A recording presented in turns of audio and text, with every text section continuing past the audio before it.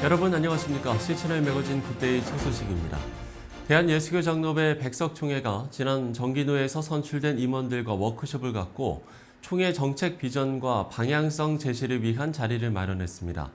지난 7일부터 9일까지 평창 하나리조트에서 전국 126개 노회 임원들이 참석한 2024 전국 노회 임원 워크숍 현장을 시채널 취재팀이 다녀왔습니다. 대한예수교 장로회 백석총회가 5월 7일부터 9일까지 강원도 평창 하나리조트에서 전국 노회 임원 워크숍을 열고 개혁주의 생명신학을 토대로 예수생명의 공동체로 거듭날 것을 다짐했습니다. 총회장 김진범 목사의 설교를 드려진 개회예배에 이어 진행된 워크숍은 총회의 헌법 규칙에 준하여 각 노회 운영에 대한 교육과 총회 연금 운영 설명회, 백석대학교를 비롯한 총회 유관기관 안내 및 소개 프로그램이 이어졌습니다. 참석자들은 경배와 찬양의 시간을 비롯해 새벽 기도회와 주제별 특별 강연, 영성 집회 등의 순서를 가지며 섬김의 영성을 회복하고 교단을 넘어 한국교회와 민족, 그리고 세계를 섬기는 건강한 백석 총회와 노회 리더로서 사명과 책임을 감당할 것을 결단했습니다. 진행된 집회와 강연회 등의 주요 강사로는 부총회장 목양교회 이규환 목사와 광음교회 김동기 목사, 양문교회 이승수 목사, 그리고 총회 교육국장 김광호 목사와 위례명성교회 백대현 목사 등이 나서 말씀을 전했습니다.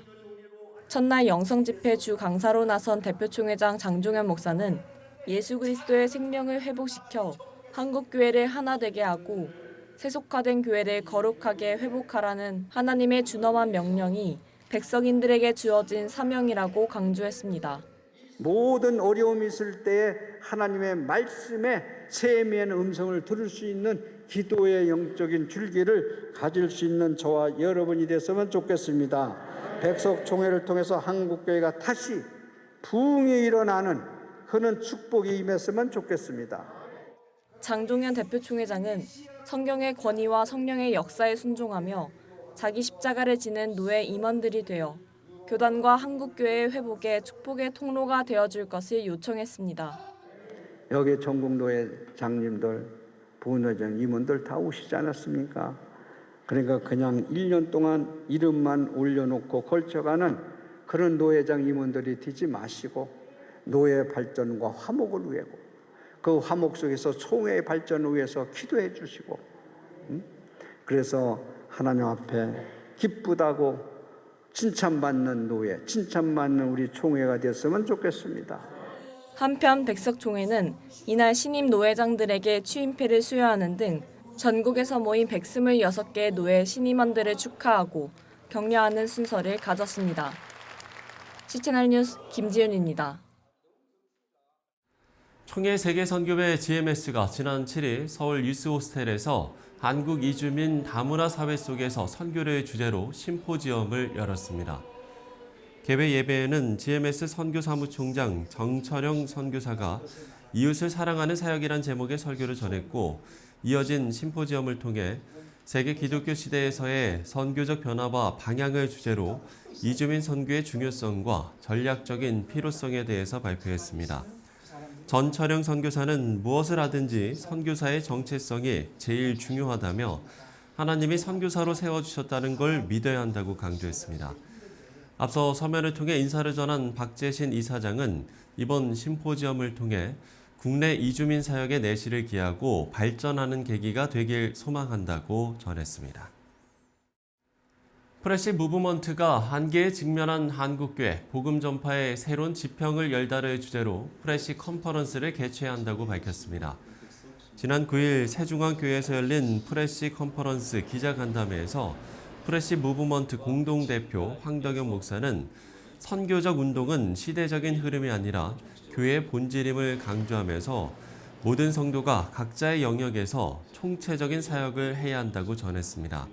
선교적 교회 운동이라는 것이 유행이나 어떤 시대적인 흐름을 타는 게 아니라 이제 교회의 본질이라는 사실을 다 아시겠지만 그걸 꼭 강조하고 싶고요.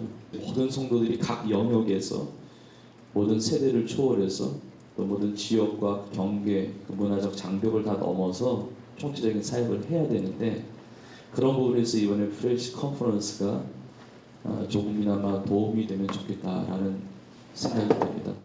오는 7월 1일부터 3일까지 열리는 이번 프레시 컨퍼런스는 주 강사의 탈보신학교 에드스테처 학장과 언더그라운드 네트워크 설립자인 브라이언 샌더스 목사가 나서 선교적 교회의 무대를 나눌 예정이고 3개의 패널 강연과 지역교회, 마이크로 처치 등 8개의 선택 강의가 열릴 예정이라고 밝혔습니다.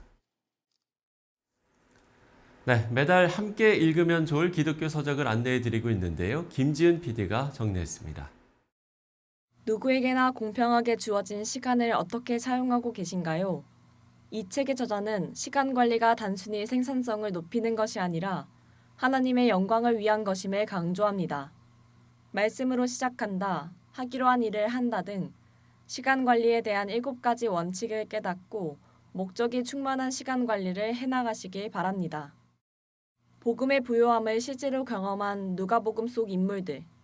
예수님은 이들을 만나고 동행해 주시면서 복되고 풍요로운 삶을 살도록 해주셨습니다. 저자는 15개의 챕터를 통해 실제 우리 삶 속에서 맞닥뜨리는 화려한 세상 유혹들 속에서 결국에는 우리가 하나님 편에 서기를 응원하고 있습니다. 타자에 대한 두려움과 혐오가 만연한 현대사회. 그리스도인으로서 타자를 사랑하고 환대하는 방법을 나누고 있는 이 책의 저자는 그리스도인은 하나님의 사랑을 따라 서로 사랑하라는 부름을 받은 자들이라고 말합니다. 또한 우리가 타자와의 차이를 그대로 두면서도 그들을 환대하고 영접할 수 있는 구체적인 일상의 방법들을 소개해주고 있습니다. 1020 세대 여성들을 기만하는 거짓 메시지를 분별하도록 도와주는 이 책은 거짓의 속박으로부터 자유롭게 되기 위한 실천적인 방법을 제시하고 있습니다. 미국 1000여 명의 1020 세대 여성들의 실제 인터뷰 사례들과 설문조사, 그들의 솔직한 편지나 대화들이 수록되어 있습니다. 책을 통해 나에게는 어떤 거짓이 있었는지 발견하고 하나님이 주신 나의 진짜 모습을 알아가시길 바랍니다. 하나님의 나라와 하나님의 선교의 저자 정민영 선교사는 선교가 하나님의 영광을 위한 것임을 강조하며 하나님의 신실하심에 기대는 믿음으로 선교가 이루어져야 한다고 말합니다. 또한 선교는 회심을 지향해야 하며 선교사는 예수를 따르는 제자가 되어야 한다고 강조합니다. 책을 통해 하나님 나라와 선교에 대한 깊은 통찰을 얻어가시길 바랍니다.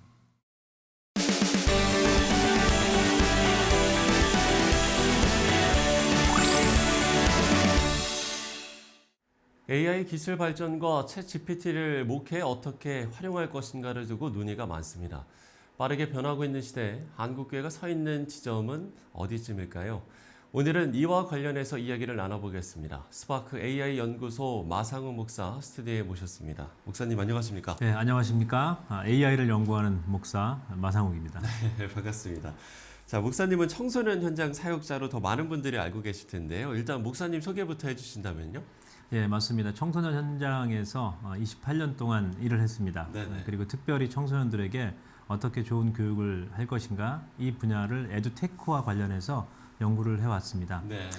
특별히 최근 우리가 사회에서 가장 이슈가 되고 있던 빅데이터 그리고 뭐 초개인화된 사회 이런 사회에서 에듀테크의 기술이 목회 현장에도 필요하겠다라는 생각을 가졌고 그것을 기성세대 목회자들 그리고 또 리더들에게 네네. 어떻게 전할 것이냐 이 연구를 하고 있습니다. 인공지능이 사용되는 분야야 뭐 이미 너무나 많겠습니다만은 오늘은 이제 언어 생성형 AI에 한해서만 이야기를 해보도록 하겠습니다. 현재 언어 생성형 AI 아무래도 이제 가장 많이 활용되는 건 챗GPT가 아닐까 싶은데 맞습니까? 예, 맞습니다.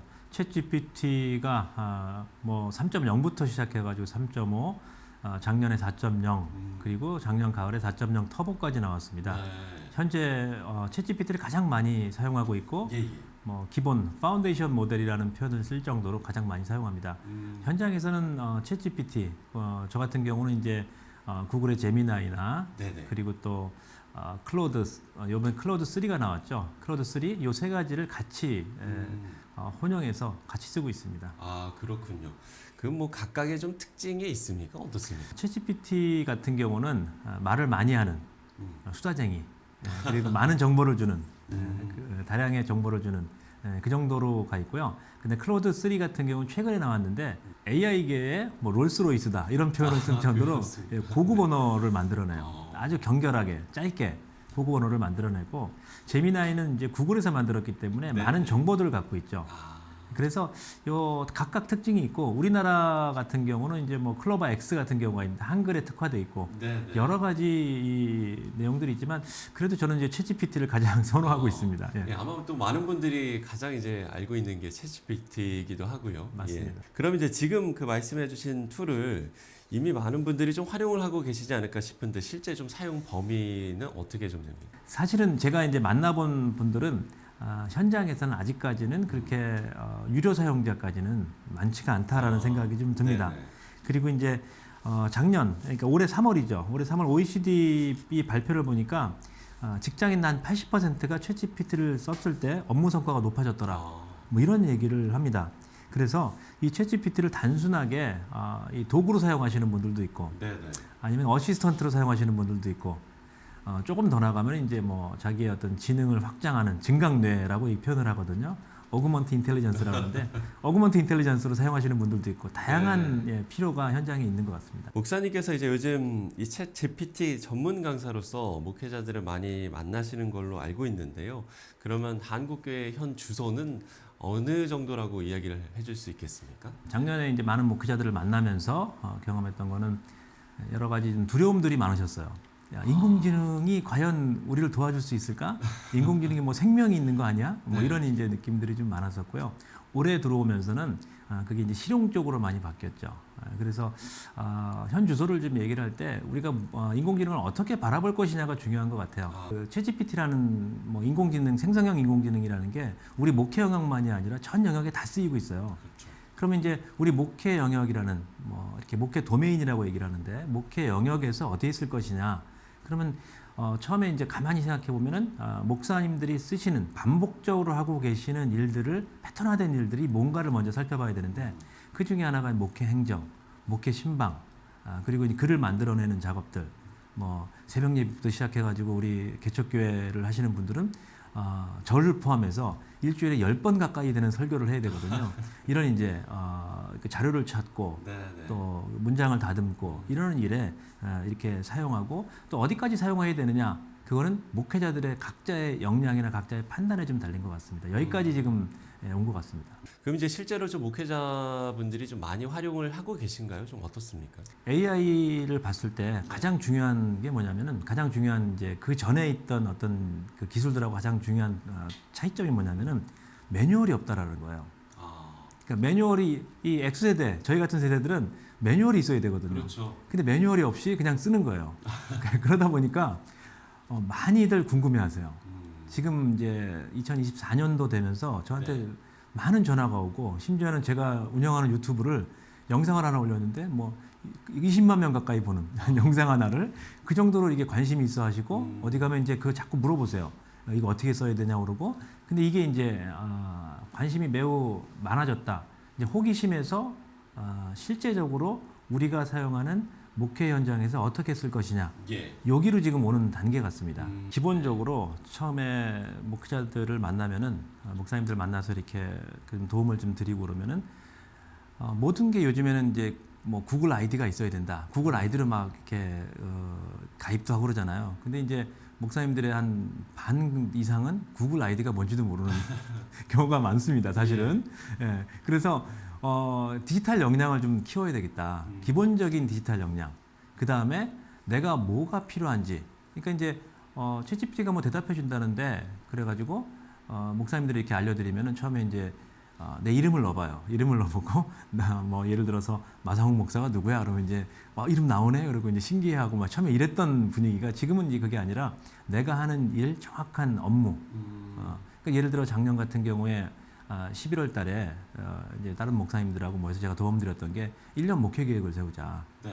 예, 목사님들 그 가지고 계신 그 교회 자료들을 갖고 와라. 그러면 교회 자료들을 분석해서 수업 분석해서 1년 목회안을 세우고 그 목회안을 가지고 분기별로 세우고 월별로 세우고 또 설교 제목도 다 좀 만들어 보고 이러면서 1년 플랜을 짜기.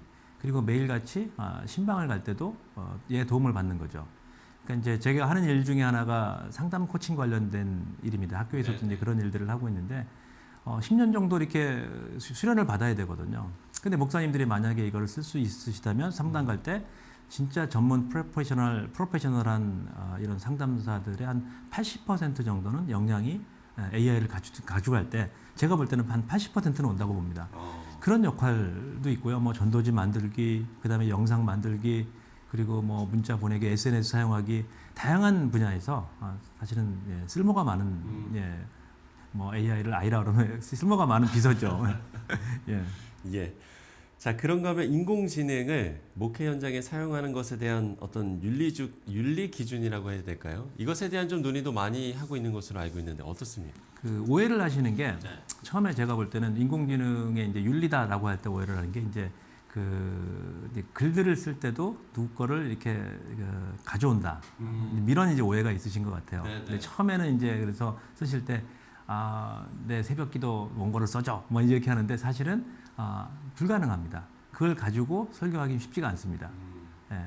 그러니까 인공지능을 무엇으로 보느냐가 문제인데 그 무엇으로 보느냐에서 저는 글이 지능의 확장, 그러니까 기억력의 확장이었다고 본다면은 그 글들을 모아놓은 게 책이었고 그 책이 일방적으로 그 책을 읽으면서 일방적으로 저자와 대화를 했거든요. 가상의 저자와.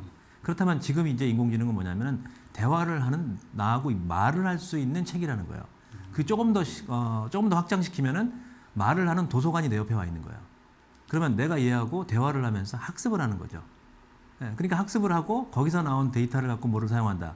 이런 쪽에서는 윤리에 대해서 반하는 게 없고, 그 다음에 이제 목회자의 역할을 얘한테 맡기면 안 된다는 게 윤리에 있어서 가장 중요한 겁니다. 목회자가 이 머리로 하는 목회가 있고 저는 가슴으로 하는 목회가 있다고 생각하는데 머리로 하는 건 얘가 많이 도와줄 겁니다.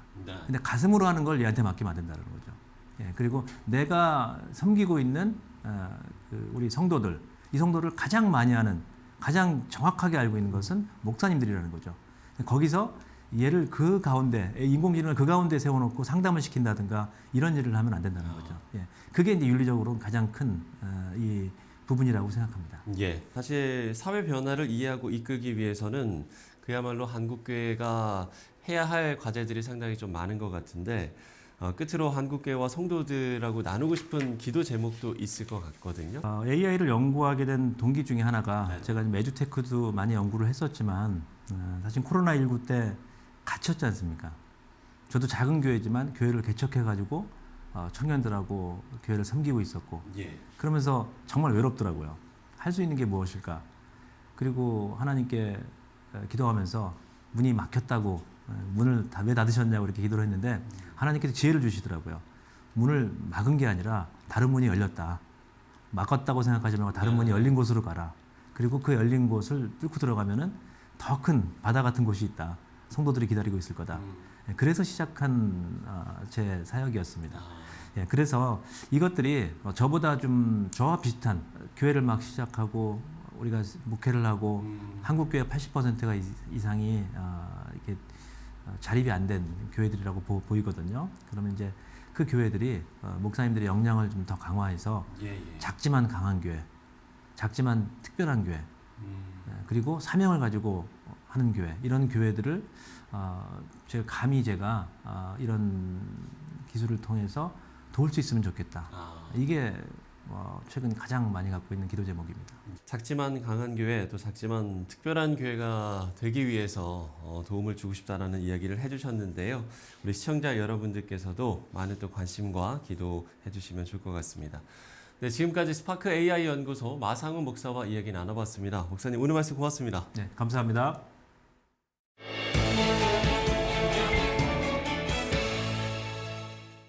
과학을 올바른 방법으로 선하게 사용하는 건 하나님이 우리에게 주신 권리이자 책임일 겁니다. 그러기 위해서는 변화에 대한 이해를 통해서 새로운 길을 만들어내는 게 중요할 텐데요. 앞서 이야기를 나누면서 그런 리더들이 바로 한국교회 안에서 더 많이 나와야 한다는 생각을 다시 한번 하게 됩니다. C 채널 매거진 굿데이 오늘 순서는 여기까지입니다. 시청해주신 여러분 고맙습니다.